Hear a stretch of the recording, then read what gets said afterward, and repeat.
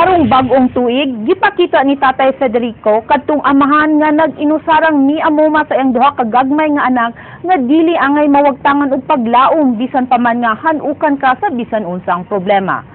Atong balikan si Leslie Caminada Vestil. Bagong tuig, bagong paglaom alang kang Tatay Federico ang amahan sa gihanukan sa tanang problema. Gikatagbo ni Tatay Federico sa yuka ganyang buntag sa uptown area sa Dakbayn sa Sugbo ang iyang sponsor nga mo'y mubayad sa renewal sa iyang PhilHealth.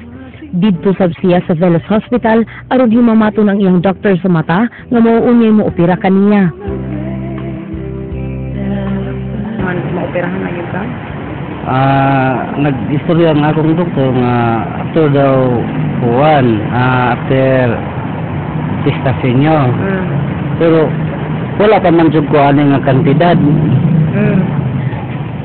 Kapag karon wa pa yung kantidad, namatay mga unsay gikinahanglan. Nagna may kinahanglan ng doktor nga wa pa kwarta. Di makuan lang gyapon hindi lang gyapon ni maoperahan. Sukuhay siyang hitsura sa hinapos nga tuig 2013, aduna nay nakita ang gamay pahiyong gikan kaniya.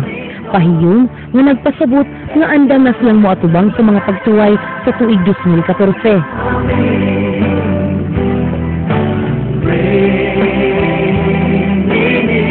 Laong karong tuig sa itong tuig.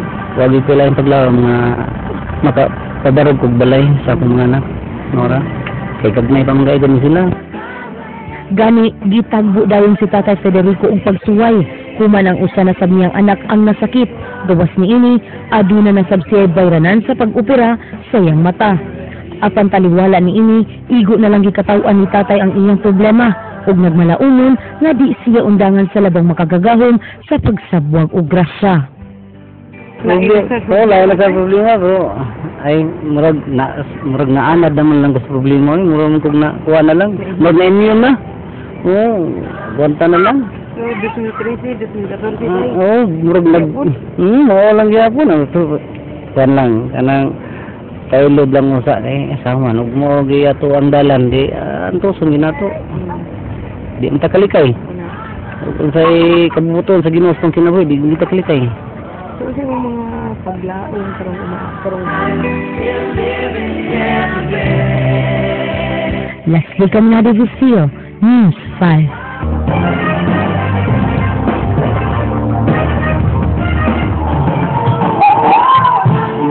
Nipahigayon og New Year's countdown party ang Parkland International Hotel ato sa pagsugat sa bagong tuig. Diin gatusan ka mga local and international guests ang ilang gihalaran niini. Dunay dance performances, dunay pa-raffle og bring me game. Gitukar sab ang mga sikat nga awit sa tuig 2013. Lakip mo gipakita sa Parkland sa ilang mga guests ang ilang mga kalampusan sa miaging tuig. Wa sab kalimpi sa Parkland ang paghandom sa mga biktima sa bagyong Yolanda. Mato sa manager sa mga hotel, na-challenging year kanila og mga subuanon ang labayng tuig. 2013 has been a challenging year. At least we ended with a very happy mood. Sa pagsud sa bagong tuig, mas mabulukon ug mas lingaw kini tungod sa fireworks display.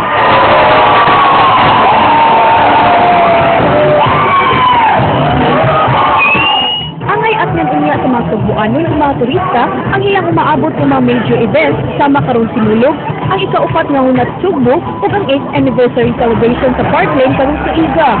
Mao nga positibo ang paglantaw sa mga tigduma sa maong hotel.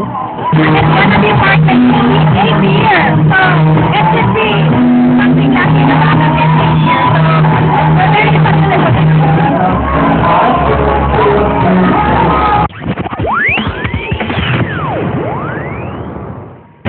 Gipahibaw ni Cebu South Bus Terminal Operations Manager June De Horas nga nakabot ang target income sa miaging tuig sa maong terminal. Mikabat usapin sa 59 million pesos ang income sa CSBT diin nasud kini sa target nga 58 million pesos.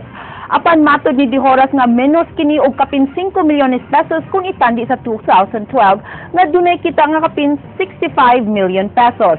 Asoy ni Dohoras nga ang pagwagtang sa 5 pesos nga entrance fee ug ang mga milabay nga kalamidad sa Subo mooy nakapameno sa income. Actually, kung namayad ta sa kaya na pa may mga backrental na mo, no? Kung namayad ta na nun ta, naigog na ko. Construction company naningil sa utang sa Kapitolyo ni atong Disyembre samtang pag-realign sa budget sa Kapitolyo nga wa magamit sa malabayang tuig giaprubahan sa Provincial Board. King Perez, Suginlimi. Adunay kapin 316 milyones pesos ang Kapitolyo nga wa nagamit nga pondo alang sa development project sa tuig 2013. Hinungdan nga giaprubahan sa Provincial Development Council ni atong Disyembre 13 ang pag-realign niini ug gi-endorse sa Provincial Board. Subay sa realignment, labing dakong gigahinan ang health, waterworks system ug agriculture ug livelihood nga tag 60 milyones pesos. Usa ka suwat ang gipadagikan sa Sarmiento Construction Incorporated kang Governor Junjun Davide ug Vice Governor Agnes Magpale ni atong Disyembre 12. Ang maong construction company usa sa mga wa mabayre atul sa pagduma ni kanhi Governor Gwen Garcia. Sa maong suwat gihangyo niini nga bayra na ang kapin 34 milyones pesos nga utang pinaagi sa pag-ratify sa kontrata sa ilang kompanya sa Provincial Board. Apan matud sa gobernador nga kinahanglan pa niini nga hugpungon ng mga department heads ug mga sakop sa hunta probinsyal pagsulbad sa problema. This is a very sensitive issue para nako. Okay? I don't want later on mag-question pa sa COA. Matud ni PB member Gigi Sanchez nga mo'y nangu sa Committee on Budget and Appropriations nga kinahanglan pang susihon kung unsay nalampo sa contractor isip basehan sa pagbayad. On Monday, I have issued a request for my committee hearing, for my committee meeting for budget and appropriations in trying to check if there's any available funds if ever the governor would decide to pay. King Perez, News 5. Wa pa makadawat si Cebu City Mayor Michael Rama sa gingong motion nga giduso sa Las Vegas Bar nga pablihan kini og balik. Matud ni Rama nga dili siya makagarantiya nga matubag dayon ang hangyo kung madawat na niya kini. Gipadayag sa mayor nga ayaw ng sa taon kung unsa gyud ang giingong suwat nga gipada sa kampo sa Las Vegas. Kahinungduman nga gipasiradaan sa Cebu City Government ang Las Vegas Bar human masayri nga dunay gimong laway sud sa maong bar. Ang kampo sa Las Vegas mityabo human gikatahong wa sila kahatagi og due process. No. As I said, I am not close to the idea because the mayor will listen. However, I cannot be giving just for the sake of giving. And then there is no such thing as quid pro quo. Di man na mahimong open mo diya, pag mahubog ipon. Open mo diya, hubo ito kutago. Di na mahimo. It has to be, if ever na mangyari possibilities to open, it have to be wholesome. Ipatuman karong adlaw ang pag-reshuffle sa tanang department heads sa kagamhanan sa dakbayan sa Sugbo. Matod pa ni Mayor Michael Rama nga iyang gipatuman ang reshuffling aron usab mabansay ang ubang mga department heads sa laing natad sa responsibilidad. Dugang sa mayor nga magsilbi kining dakong challenge sa mga department heads ang bag-o nilang responsibilidad. Ang ubang department heads nga kani officer in charge lang karon sila nagyod ang pangon ini samtang ang uban nagpabilin sa maong departamento.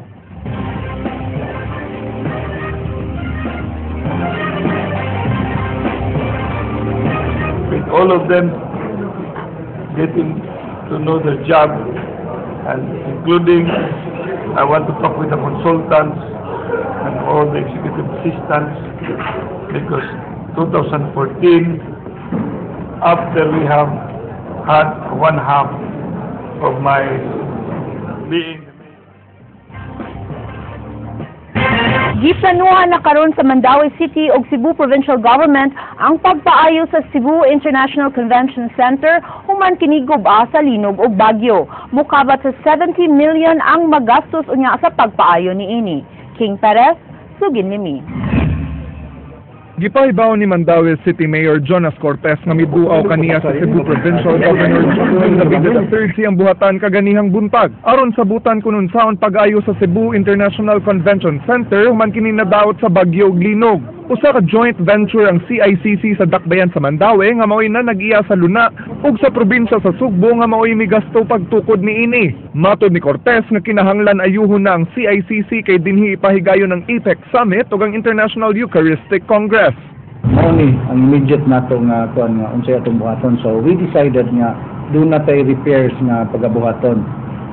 Nagkasabot mi nga ipatawag ang board sa CICC nga magsabot ta mag-draft og program of work pilagi amount para mahibaw-an sa provincial sa Dakbayas Mandaue. We agreed to meet next week ang board ng CICC board precisely to study kung sa buhaton sa CICC, whether to fix it, to retrofit it.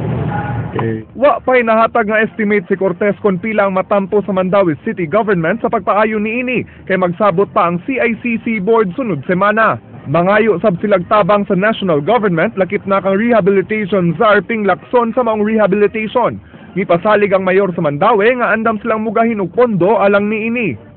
Ang Dakbayas Mandaue, modesty aside, naman sa tay ka kuan ng mga funds.